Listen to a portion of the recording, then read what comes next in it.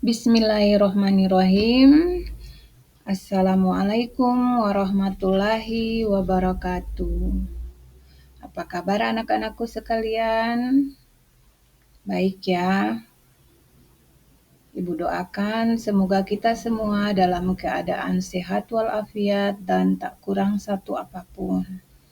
Baiklah, dalam pertemuan kita kali ini kita akan membahas materi mengenai meyakini kitab-kitab Allah. Sebagai orang yang beriman, kita meyakini kitab-kitab Allah. Ada yang tahu berapa jumlah kitab yang harus kita yakini? Ya, benar. Ada 4 kitab yang harus kita yakini. Yakin kepada kitab-kitab Allah itu termasuk rukun iman yang keberapa?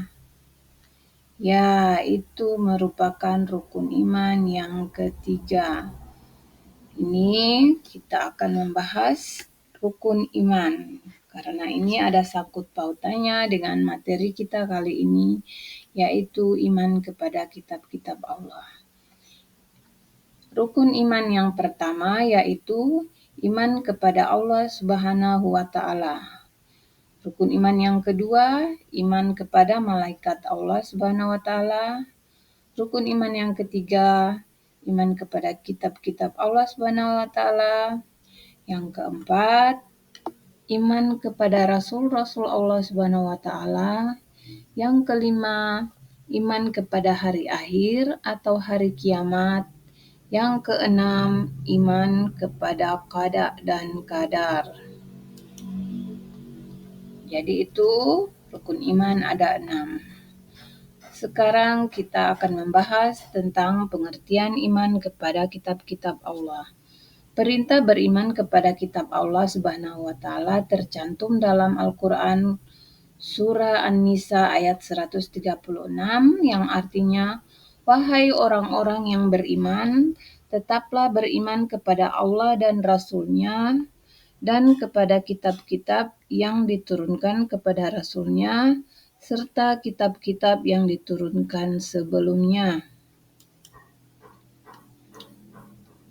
Nama-nama kitab Allah Subhanahu wa Ta'ala. Ya, ini seperti yang kita sudah bahas di depan tadi.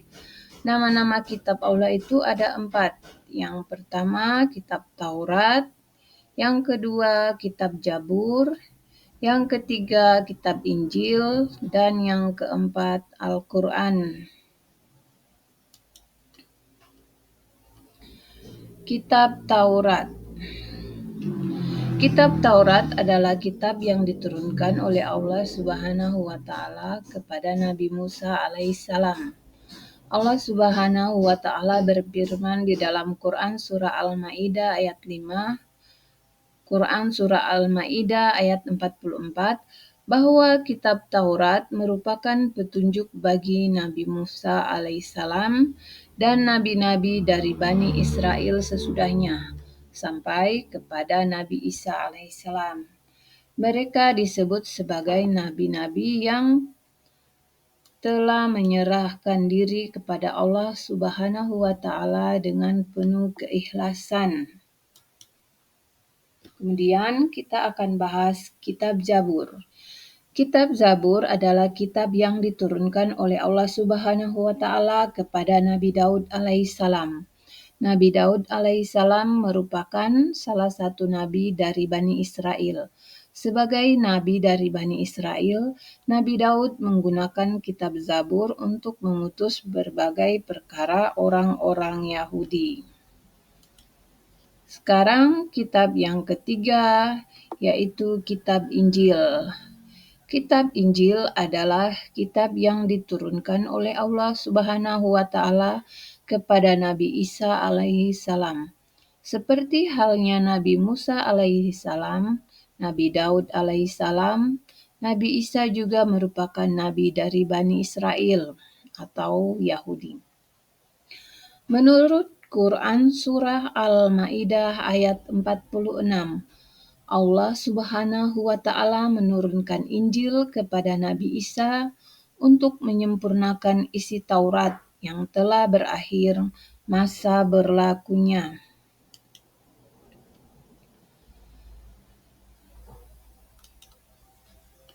Kitab Al-Quran. Kitab Al-Quran merupakan wahyu Allah yang diturunkan kepada Nabi Muhammad SAW. Al-Quran merupakan wahyu Allah yang terakhir yang membawa kebenaran, mencakup isi dan membenarkan kitab-kitab sebelumnya, yaitu kitab Taurat, kitab Injil, kitab Zabur.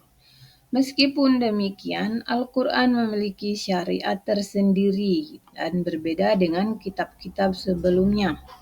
Syariat di dalam Al-Quran berfungsi menggantikan syariat yang ada pada kitab sebelumnya. Namun, masing-masing kitab Allah memiliki syariat yang berbeda, tetapi pada dasarnya sama, yaitu mengajarkan tentang tauhid. Tauhid yaitu mengesahkan Allah Subhanahu wa Ta'ala. Sebagai umat Islam yang percaya dengan Al-Quran, sudah seharusnya kita mencintai Al-Quran dan melaksanakan segala yang diperintahkan, serta menjauhi apa yang dilarang di dalamnya.